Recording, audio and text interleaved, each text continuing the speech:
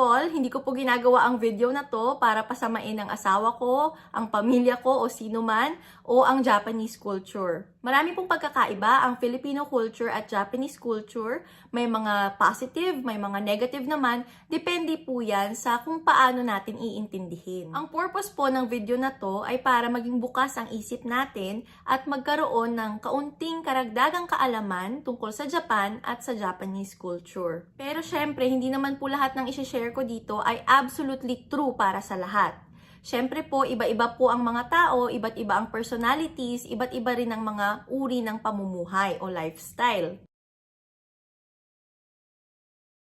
So, eto na nga ang mga bagay-bagay na napansin ko based on my observations and experiences na kung saan maaari nating masabi na kuripot o matipid ang mga Japanese. Number 1, hindi po sila bibili ng bago hanggat hindi pa sira o napapakinabangan pa ang isang gamit. Napansin ko yan sa mga estudyante namin sa school.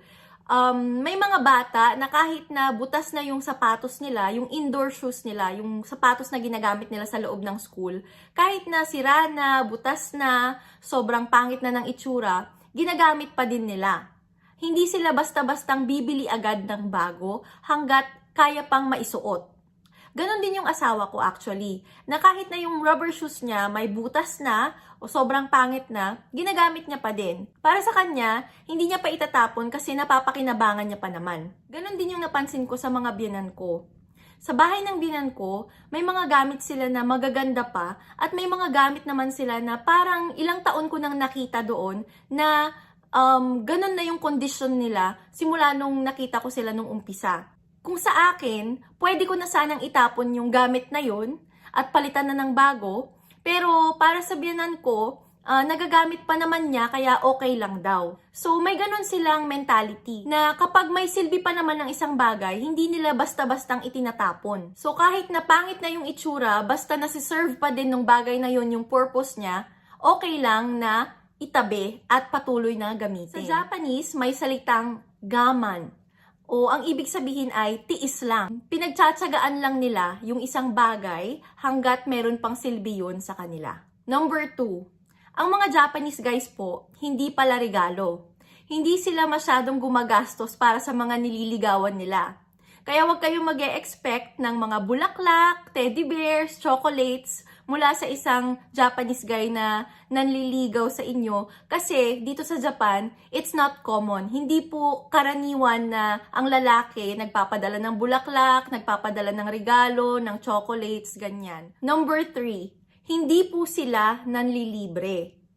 Dito po sa Japan, kapag lumalabas, kumakain sa labas or nagkakape sa labas kasama ang kamag-anak, kaibigan, kaklase o kapatid, KKB po, lalo na kung may mga trabaho naman pare-parehas. So, kanya-kanyang bayad.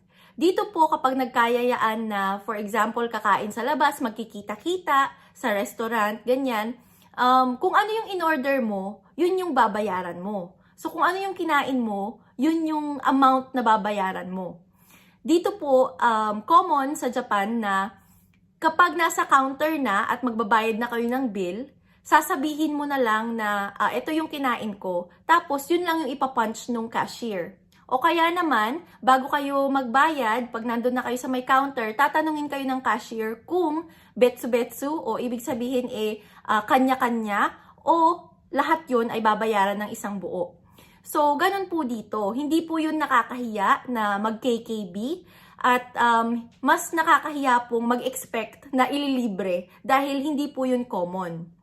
So, let's say niyaya ka ng kaibigan mo na kumain kayo sa labas, kailangan din na magdala ka rin ng sarili mong pera dahil hindi automatic na porket niyaya ka ay ililibre ka. Pwede kayong nakapila sa may cashier, isa-isa kayong magsasabi ng kung ano yung in-order nyo at isa-isa kayong magbabayad o kaya naman maghati-hati na kayo doon pa lang sa may table. Hati-hatiin nyo na yung bill nyo para isang bayad na lang doon sa cashier. Kahit nga po yung asawa ko nagulat nung umuwi kami sa Pilipinas at nanlibre ako ng mga kaibigan, ng mga kamag-anak ko, ako lahat halos yung nagbabayad tuwing lumalabas kami. Sabi niya kasi, sa Japan daw, hindi daw common yon.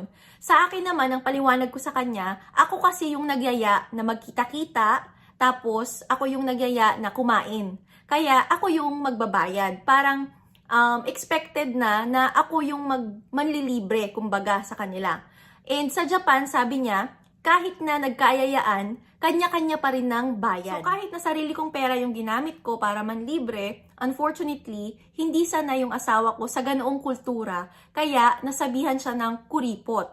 So, I had to explain to some people na hindi naman talaga kuripot yung asawa ko. Kung hindi lang siya sanay sa ganoong kultura sa Pilipinas na nanlilibre, namimigay ng pera, ganon. So, culture differences lang talaga. Number 4, hindi automatic na ililibre ng lalaki ang babae kapag nagde-date sila.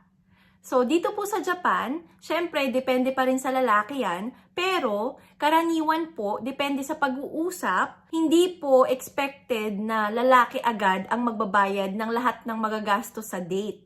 Ayan po. So, hindi katulad sa Pilipinas na parang yung lalaki kapag nanlibre, it's a sign of being a gentleman. Dito po sa Japan, walang ganun. Ayan, so wag po kayo mag-e-expect kung for example, nililigawan kayo ng isang Japanese guy, ganun, na sila ang magbabayad ng lahat-lahat ng gagastusin nyo. Ayan, so depende po sa kung ano yung magiging usapan nyo, ganyan. Or syempre, kung yung lalaki yung nag-offer na sasagutin niya lahat, then, of course, that's okay. That's nice. Ayan. Number 5. Dito po sa Japan, hindi po common yung magpapapasok ka ng kaibigan o kapitbahay sa loob ng bahay mo para makikain. Usually po, yung mga kapitbahay, kung makikipag-usap man sila dun sa kapitbahay nila, dun lang sila sa may labas, sa may kalsada, ganyan, mag-uusap. Hindi po sila tumutuloy sa loob ng bahay.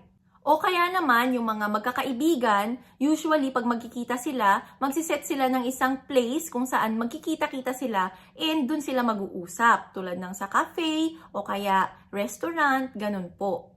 Ayun, hindi po pangkaraniwan na tatawag yung friend tapos pupunta siya dun sa bahay ng isang niyang friend and then kumbaga i-entertain siya or pagsisilbihan siya ng friend niya doon sa bahay, ganun. Hindi po pangkaraniwan yun dito. Siguro doon din pumapasok yung pagpapahalaga ng mga Japanese sa privacy nila. So syempre, yung bahay, private place na yan, kaya hindi pwedeng basta-basta na lang makakapasok yung mga kapitbahay o kaya yung mga friends ng wala namang okasyon. Number 6, hindi sila nagbe-birthday party. So dito po sa Japan, hindi po common yung magpapaparty ka para sa mga classmates, kaibigan, kapitbahay, ganun. Hindi po yun common dito. Hindi rin po common na magdadala ka ng pagkain sa school ng anak mo dahil birthday o kaya magdadala ka ng mga goods, ganun. Hindi po ganun dito. Usually, yung birthday celebration po ay among the family members lang. Naranasan kong magpa-birthday party dito sa bahay namin nung first birthday ni Seika-chan. So, inimbita ko yung mga friends namin at saka mga katrabaho. And ang sabi ng asawa ko, first time niya daw yun na nagpapunta ng ganun kadaming tao sa bahay. Yung mga in-invite ko kasi is mga foreign teachers, tapos mga Japanese, tapos mga friends din namin na foreigners and Japanese. So, para sa kanya, medyo na culture shock pa siya. Isa pa sa mga napansin ko sa mga Japanese, especially sa mga in-laws ko, ayaw nila ng mumurahin. So, they value quality over quantity. So, okay lang sa kanila na gumastos ng medyo mas malaki compared sa karaniwan kung much better quality naman ng product or service yung makukuha nila. Mapapansin nyo din yan sa mga pagkain nila. So, dito, hindi malalaki yung servings. Minsan nga, tagkukonti lang pero magaganda yung presentation at saka syempre yung lasa or quality. So ayan na nga po yung mga observations at mga experiences ko sa Japanese culture na may kinalaman sa pera. Ang pagiging kuripot po shouldn't be taken negatively agad-agad. Kasi may mga differences in culture, hindi natin alam kung ano yung mga kultura sa ibang bansa, the same way na baka hindi rin alam ng mga foreigners kung ano yung kultura sa Pilipinas. Maraming salamat po sa panonood. Sana po may bago kayong natutunan tungkol sa Japanese culture sa video na to. Kung nagustuhan niyo po ang video na to, syempre, like this video, and of course, share nyo na din po. Don't forget to subscribe kung di nyo pa po nagagawa, and click the notification bell para updated kayo lagi sa mga uploads at live stream. Thank you so much for watching!